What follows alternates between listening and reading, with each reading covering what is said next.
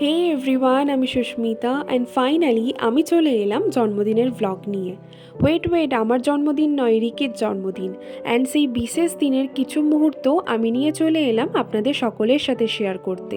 As per planning দিনটা আমরা শুরু করলাম মায়ের আশীর্বাদ নিয়ে। লাঞ্চে মা অনেক কিছুই করেছিলেন, বাট আনফর্চুনেটলি এত খিদে পেয়ে গেছিলো যে কোনো ক্লিপসই আমার নেওয়া হয়নি।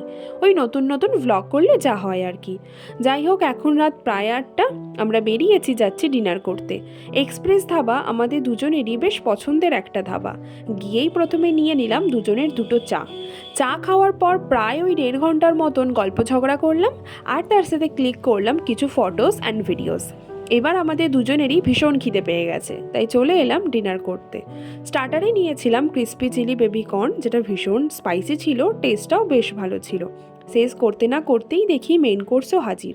আমরা মেন কোর্সে নিয়েছিলাম বাটার তন্দুরি রুটি অ্যান্ড এগ তড়কা। সব কিছুর টেস্ট বেশ ভালো ছিল। তারপর আর দেরি না করে আমরা বেরিয়ে পড়লাম বাড়ির উদ্দেশ্যে। আর এইভাবেই কাটালাম আজকের এই স্পেশাল দিনটা। আজ তাহলে আসি, দেখা হবে আবার নতুন একটা ব্লগে।